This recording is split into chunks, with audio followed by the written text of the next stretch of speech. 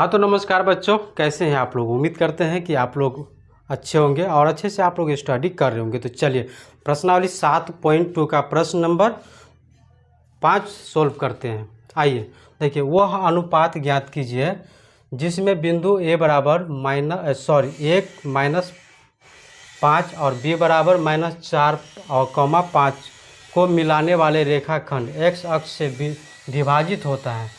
इस विभाजन बिंदु के निर्देशांक भी ज्ञात कीजिए, है ना। क्या बोला है, पहले तो अनुपात निकालना है, उसके बाद हमें बिंदु के निर्देशांक निकालना है। तो चलिए कैसे निकलेगा।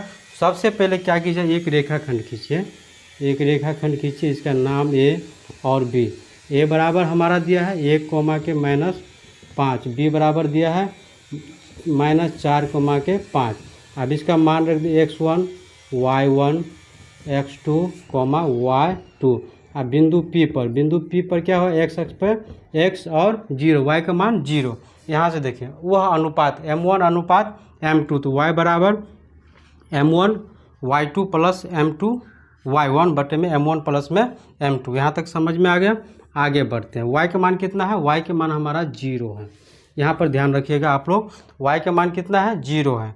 m1 गुने में y2 का मान कितना है 5 प्लस में m2, y1 के मान कितना है -5 बटे में m1 प्लस m2।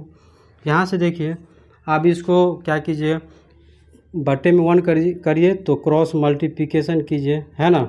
इस 0 के m1 प्लस m2 से गुना कीजिए और 1 के m1 इससे गुना कीजिए। अब देखिए गुना करके 0 बराबर में 5m1 माइनस के 5m2। आप दोनों अलग अलग कीजिए। 5m1 बराबर में 5m2, तो m1 बटे में m2 बराबर 5 बटे में 5, दोनों काटिए तो 1 बटे में 1। m1 अनुपात m2 कितना निकल गया हमारा, 1 अनुपात 1। तो चलिए आगे बढ़ते हैं। अब x का मान निकालेंगे तो x का फॉर्मूला रखिए m1 x2 plus m2 x1। सभी का मान निकला है। अब इसको कैलकुलेशन करके कैलकुलेशन करके x बराबर जो निकलेगा -3 बटे में 2। तो बिंदु के निर्देशांक p बराबर -3 बटे में 2, 0। तो ये हमारा क्या आ जाएगा बुआ, आंसर आ जाएगा, है ना। ये हमारा आंसर आ जाएगा। तो इसी प्रकार से आप लोग क्या कीजिए, पहले तो स्क्रीनशॉट लेकर के पेन कॉपी लेकर के आप उसको उतारिए, सवाल को रिवाइज कीजिए। कहीं भी दिक्कत हो तो आप लोग कमेंट बॉक्स में कमेंट कीजिए, आपका समस्या का समाधान होगा। तो जी धन्यवाद।